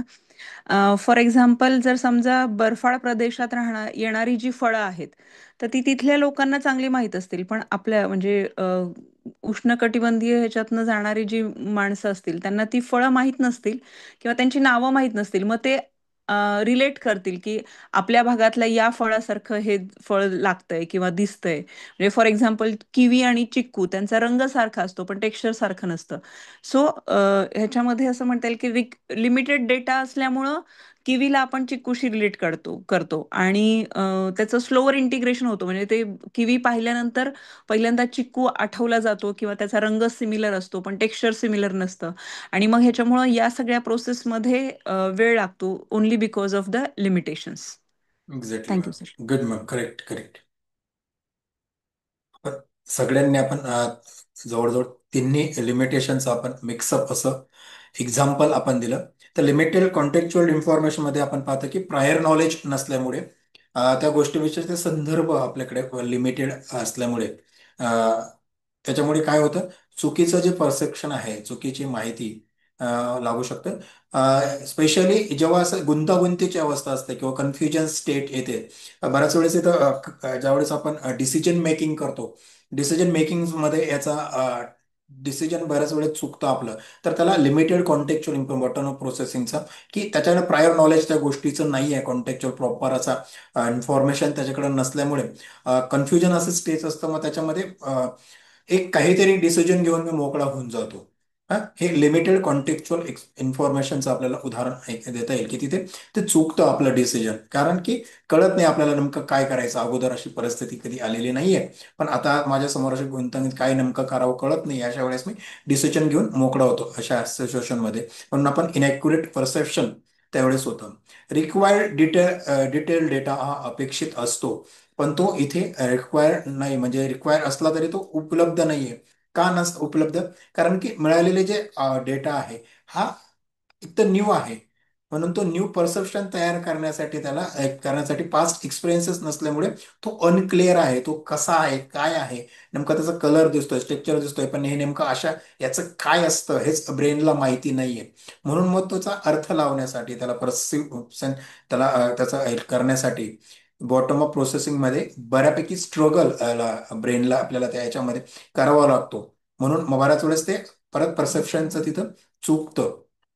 आणि पुढचं जसं आता त्यांनी सांगितलं अपर्णा मॅडमनी मॅडमनी, की स्लोअर इंटिग्रेशन असं मॅडमनी, की स्लोअर इंटिग्रेशन होतं. काय होतं? Because it build perception from a ground up. म्हणजे खालून वरती हे त्याचं एक होत असल्यामुळे, इन्फॉर्मेशन जात असल्यामुळे ही प्रक्रिया हळूहळू होते. म्हणजे त्याचं पूर्ण परसेप्शन तयार होण्यासाठी ना वेळ लागतो. म्हणून ते स्लोअर त्याचा जे होतं, जे आता मॅडमनी किवी आणि चिक्कूचं जे उदाहरण दिलं अपर्णा मॅडमनी, ते स्लो इंटिग्रेशनला बऱ्यापैकी तिथे आपल्याला मॅच होताना आपल्याला दिसतंय. मग थोडक्यात आपण बॉटम अप प्रोसेसिंगच्या माध्यमातून आपण काय आपल्याला हे कळतं की काय आहे bottom up processing. The bottom up processing to emphasise that the perception builds from the small sensory elements to full object. म्हणजे आपण छोट्या गोष्टीपासून तर नंतर पूर्ण गोष्टीपर्यंत, ऑब्जेक्ट पर्यंत आपण जातो. म्हणजे छोट्या छोट्या गोष्टींपासून मोठ्या वेळपर्यंत जेव्हा स्लो इंटिग्रेशन आहे, त्याच्यामुळे होतं की लहान लहान लहानपासून आपण मग मोठ्या गोष्टीपर्यंत आपण जात असतो. आणि it work the together with top down processing to the create accurate perception. ज्यावेळेस एक टॉप डाऊन प्रोसेसिंग बरोबर ते वर्क करतात, एकत्रित काम करतात, त्यावेळेस आपल्याला ॲक्युरेट परसेप्शन आपल्याला याचं होत असतं. पुढचा जो आपला आहे तर गेस्टाल्ट प्रिन्सिपल. आता आपण मी म्हटलो तर आपण गेस्टाल्ट थेरी आपण परसेप्शनची पाहणार आहोत. मी पुढे जात नाही, 2 मिनिटात. गेस्टाल्ट नाव अगोदर ऐकलंय कोणी? अपर्णा मॅडम आणि शलाका मॅम, आपले हात वर आहे. तुम्हाला काही बोलायचं आहे अजून? शलाका मॅम.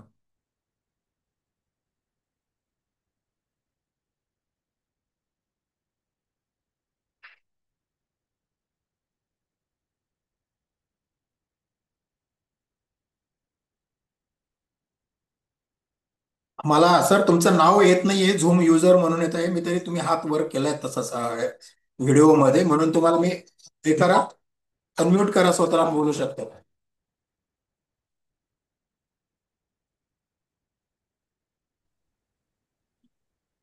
झूम युजर म्हणून कोण आहेत? हा, अनम्यूट केलंय सर, तुम्ही बोला. Hello, is it for me? Yes yes yes. I'm Dr. Sharat Thombre. You have announced my name many times, sir. Okay okay, sorry sir. Yes Thombare sir. This has happened just recently in my office itself. Okay. तो पुष्कळदा लोक काय म्हणतात की मेरे को ऐसा लगा. अब वो लगना और actual fact is all together different. They presume that कि ऐसा हुआ होगा. There was a payment check to be given to the employee and my subordinate general manager to whom I handed over, and the clerk uh, he told without my knowledge कि disburse कर दो, ये deposit कर दो. So what she said is मेरे को ऐसा लगा आपने सैंक्शन किया होगा.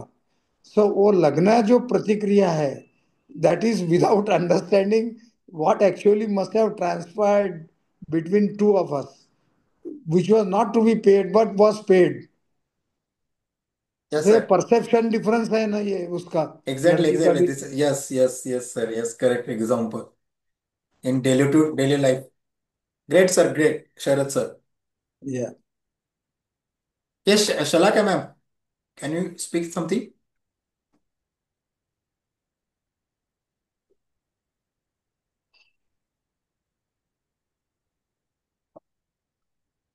ओके. गेस्टॉल हे नाव अगोदर ऐकलंय का आपण? गेस्टॉल काय आहे, किंवा नाव ऐकलंय का? गेस्टॉल सायकोलॉजिस्ट असं एक आहे, गेस्टॉल नावाचा सायकोलॉजिस्ट, त्यांनी काहीतरी प्रिन्सिपल मांडला असं आपण म्हणतोय, पण हे नाव अगोदर कधी ऐकलं आहे का आपण? एज्युकेशन फील्ड मधले जे असतील त्यांनी मला वाटलं गेस्टॉल ऐकलं असेल. बऱ्यापैकी आपल्याकडे टीचर्स लोक आहेत.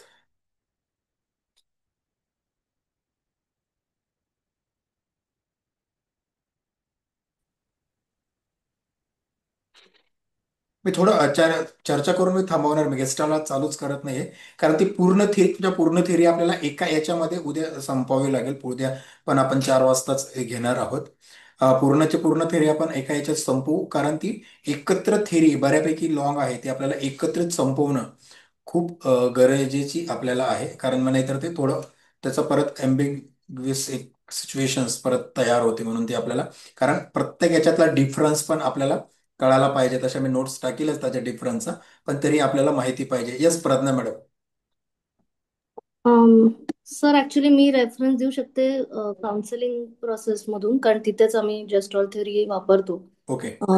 In terms of seeing the whole picture, म्हणजे सगळ्या, फॉर एक्झाम्पल एखादा क्लायंट येतो आणि बऱ्याचशा इमोशन्स एक्सपिरियन्स करत असतो, तर त्या इमोशन्सचा टोटॅलिटीमध्ये बघणं आणि त्या क्लायंटला आत्ता इयर एंड नाव मध्ये ठेवणं, की प्रेझेंट सिच्युएशन मध्ये काय होतंय आणि आता तुम्ही काय फील करताय, आणि ते सगळे इमोशन्सला एक नाव देणं, या कुठल्या एका कॅटेगरीमध्ये टाकणं. म्हणजे फॉर एक्झाम्पल एका क्लायंटला सॅडनेस फील होऊ शकतं, लोनलीनेस फील होऊ शकतं, तर ते सिमिलर कॅटेगरी ऑफ इमोशन्स मध्ये येतं.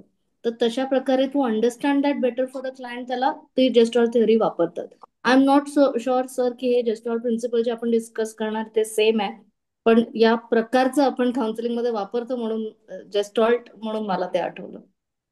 येस मॅडम, याच्यातलं आपण थोडं जे तुम्ही म्हटलात की आपण थोड्या थोड्या गोष्टींवर एक होल पिक्चर पाहतो आपण, एकत्र पूर्ण तुकड्या तुकड्यांमध्ये न पाहता एकत्रितपणे पाहणं, हा जो गेस्टॉल्ट प्रिन्सिपल आहे. मी थोडक्यात एवढंच थांबणार आहे आता, कारण की आपण पूर्ण गेस्टॉल्ट प्रिन्सिपल आपल्याला पूर्णच्या पूर्ण एका याच्यात उद्या आपण पाहणार आहोत. उद्या बरोबर 4 वाजता आपण परत भेटणार आहोत. पण उद्या आपला गेस्टॉल प्रिन्सिपल एक पूर्ण थिअरी आपली उद्या पूर्ण झाली पाहिजे, असं होईल ती. आपण उद्या ती पूर्ण करण्याचा प्रयत्न करू, कारण गेस्टॉल प्रिन्सिपल मॅक्झिमम ठिकाणी, मॅक्झिमम ट्रेनिंग्समध्ये, जसं आता प्रज्ञा एवढं म्हटलं की काउन्सिलिंग याच्यामध्ये सिनियरिओ ज्यावेळेस असतात त्यावेळेस वापरतात.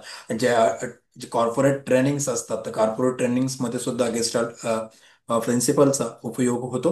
आणि आपल्या दैनंदिन आयुष्यामध्ये आपण मॅक्झिमम मोठ्या प्रमाणात गेस्टॉल प्रिन्सिपल आपण वापरत असतो. बऱ्याच प्रमाणात आपल्याला माहिती नाही की ही थेअरी आहे की नाही, तो प्रॉपर किती टेक्निकली आहे हे आपल्याला माहिती नसतं, पण ते आपण वापरत असतो. व त्याच्याने आपल्याला उद्या कदाचित कळेल की आपण जे वापरतोय त्याला पण एक गेस्टार प्रिन्सिपल तो असू शकतो, किंवा आपण त्याला हे असं असं म्हणतात, आपण तर हे वापरत होतो पण आपल्याला माहिती नाही की त्याला काय म्हणतात, ते आपल्याला कळेल. येस श्याम सर, तुम्ही काहीतरी म्हणत आहात. श्याम सर.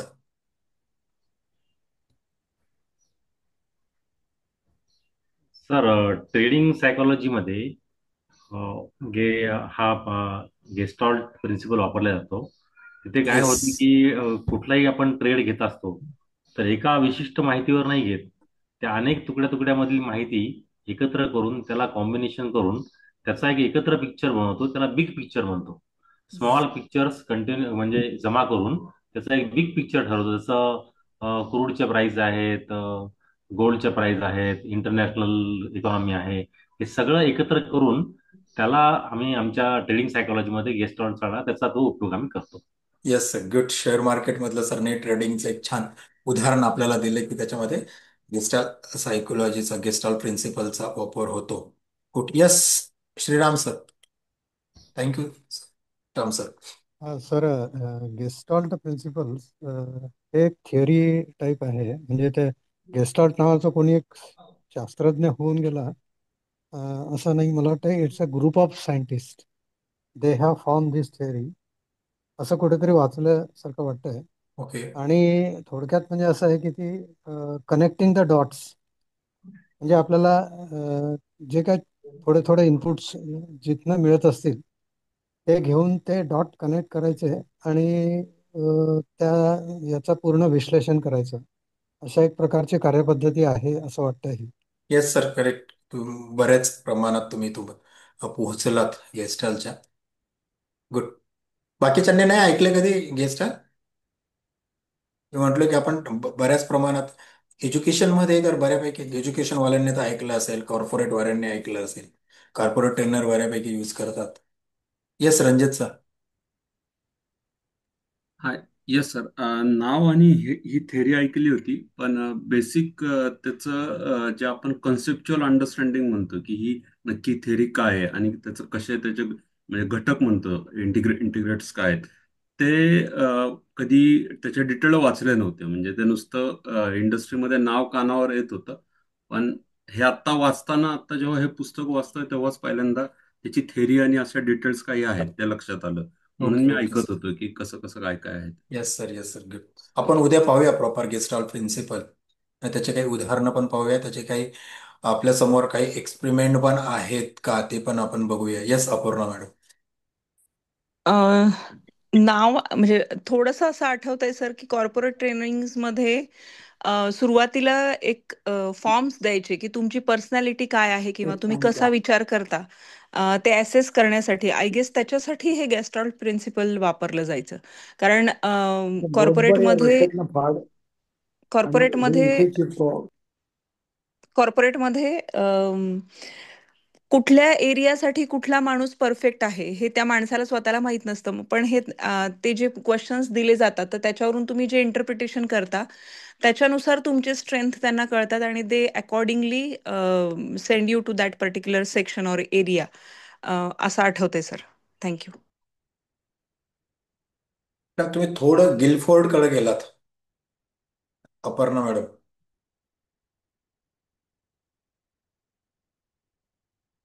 हा, मॅडमने आता जे उदाहरण दिलं ते गेस्ट्रॉलला थोडं कनेक्ट करून ते गिलफोर्ड कडे गेलात की ते गिलफोर्डचे जे IQ ची कन्सेप्ट आहे, वेगवेगळ्या पॅरामीटर्स जे आहेत, त्या वेगवेगळ्या आहे ना, वेगवेगळी जी क्वालिटीज वेगवेगळे मध्ये आहे, जे गिलफोर्डने सांगितलं, त्या गिलफोर्डच्या मॉडेलचा थोडक्यात उल्लेख केला.